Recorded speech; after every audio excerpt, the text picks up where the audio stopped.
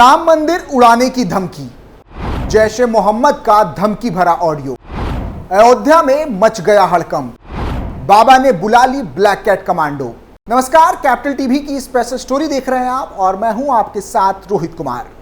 भारत के supreme court ने जब अयोध्या राम जन्मभूमि को लेकर अपना फैसला सुनाया और हिंदुओं की जीत हुई, तब से ही कट्टरपंथियों, जिहादियों और आतंकियों के पेट में मरोड़ उठ रही है। रामलला की प्राण प्रतिष्ठा, राम मंदिर निर्माण उनके गले में हड्डी की तरह अटक पड़ा है, जिसे वो चाह कर भी बाहर नहीं निकाल सकते। इसीलिए अब जिहादियों और कट्टरपंथियों ने आतंक का सहारा लेना शुरू कर दिया है। खबर चौंकाने वाली है, जिसने यूपी सहित पूरे भारत में हड़कंप मचा दिया है। पूरा मामला यूपी के अयोध्या राम मंदिर से जुड़ा है, जहां नवनिर्मित राम मंदिर को उड़ाने की एक बार फिर धमकी मिली है। इस बार धमकी आतंकी संगठन जैश ए मोहम्मद ने दी। इसका एक ऑडियो वायरल होने के बाद यूपी की योगी सरकार ने अलर्ट जारी कर दिया है।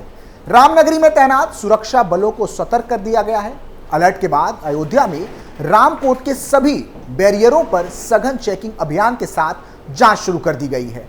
रामलला के दर्शन मार्ग पर भी श्रद्धालुओं की निगरानी बढ़ा दी गई है।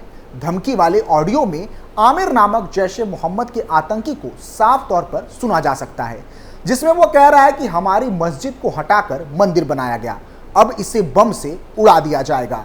आतंकी आगे कहता है कि हमारे 3 साथी कुर्बान हुए हैं और अब इस मंदिर को गिराना ही होगा।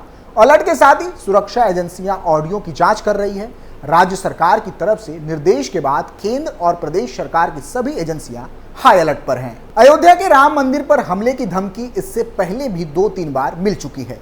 पिछले साल भी ऐसी ही धमकी मिली थी, हालांकि ये धमकियां तब फर्जी निकली थी। इससे पहले 2005 में आतंकी संगठन जैश ए मोहम्मद ने यहां हमला भी किया था। अब एक बार फिर जैश ए मोहम्मद के नाम से अयोध्या में आतंकी हमले का ऑडियो वायरल हुआ तो सतर्कता तत्काल बढ़ा दी गई। अलर्ट के बाद अयोध्या में सतर्कता बढ़ा दी गई है। मंदिर परिसर और आसपास के साथ ही बैरिगेटिंग आदि पर चेकिंग भी बढ़ चुकी है। रामपथ के साथ यहां जगह जगह मौजूद श्रद्धालुओं पर निगरानी बढ़ाने के साथ ही संदिग्ध वस्तुओं और गतिविधियों पर नजर रखी जा रही है। रेलवे स्टेशन और एयरपोर्ट के आसपास भी सुरक्षा बढ़ाने की तैयारी हो रही है। बस अड्डे पर भी संदिग्ध वस्तुओं की जांच की जा रही है, ताकि ऐसी घटना को रोका जा सके। बता दें कि बीते दिन ही आतंकियों ने भारत को एक गहरा जख्म दिया है। जम्मू कश्मीर के रियासी जिले में रविवार को श्रद्धालुओं के भरी बस पर कथित आतंकी हमले में 9 लोगों की मौत हो गई। श्रद्धालु शिव खोड़ी मंदिर से लौट रहे थे, तभी आतंकियों ने हमला कर दिया। जम्मू कश्मीर के रियासी जिले में रविवार 9 जून को शिव खोड़ी गुफा तीर्थ स्थल से कटरा लौट रहे श्रद्धालुओं की बस पर संदिग्ध आतंकवादियों ने फायरिंग की। बताया जा रहा है कि हमले की वजह से बस का ड्राइवर नियंत्रण खो बैठा और बस गहरी खाई में जा गिरी। इस हादसे में एक बच्चे समेत कम से कम 9 तीर्थयात्रियों की मौत हो गई और 33 अन्य यात्री घायल हो गए। रियासी जिले की एसएसपी मोहिता शर्मा ने मीडिया से कहा कि हमें सूचना मिली थी कि आतंकवादी घात लगाए बैठे थे और उन्होंने शिव खोड़ी से कटरा जा रही बस पर गोलीबारी की। नतीजन ड्राइवर ने नियंत्रण खो दिया और बस खाई में गिर गई। बचाव अभियान पूरा हो चुका है। उन्होंने आगे कहा कि 9 लोग मारे गए हैं और 33 घायलों को अस्पताल में भर्ती कराया गया है। बस में सवार लोग स्थानीय नहीं हैं, लेकिन उनकी पहचान की पुष्टि होनी बाकी है। जम्मू कश्मीर में बिहार और यूपी जैसे राज्यों से आने वाले प्रवासी मजदूर भी आतंकवादियों के निशाने पर आ चुके हैं। पिछले साल बिहार के 3 प्रवासी मजदूरों पर आतंकवादियों ने गोली चला दी थी। इस हमले में तीनों मजदूर बच गए थे। रॉयटर्स के मुताबिक इसके पहले 2017 में अमरनाथ यात्रियों की एक बस पर आतंकवादी हमला हुआ था। 2019 में पुलवामा हमले के बाद भी कश्मीर में पर्यटकों की संख्या कम हो गई थी, लेकिन 2021 से फिर पर्यटकों की संख्या बढ़ने लगी। सरकारी आंकड़ों के मुताबिक जहां 2019 में 5,65,532 पर्यटक कश्मीर गए, तो वहीं 2020 में इनकी संख्या घटकर 41,267 हो गई थी।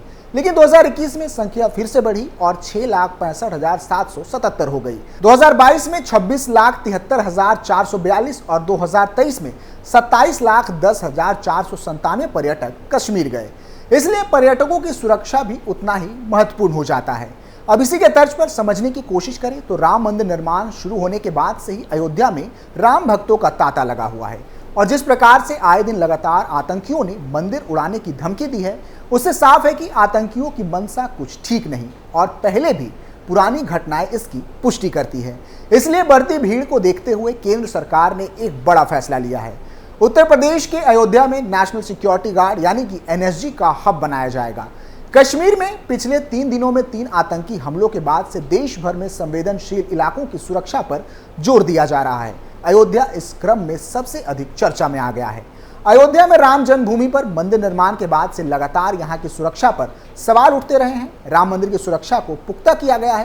केंद्रीय सुरक्षा बलों की तैनाती की गई है। दरअसल 22 जनवरी 2024 को राम मंदिर में रामलला की प्राण प्रतिष्ठा के बाद से श्रद्धालुओं की संख्या में भारी इजाफा हुआ। हर रोज 1.5 लाख से अधिक श्रद्धालु यहां दर्शन कर रहे हैं।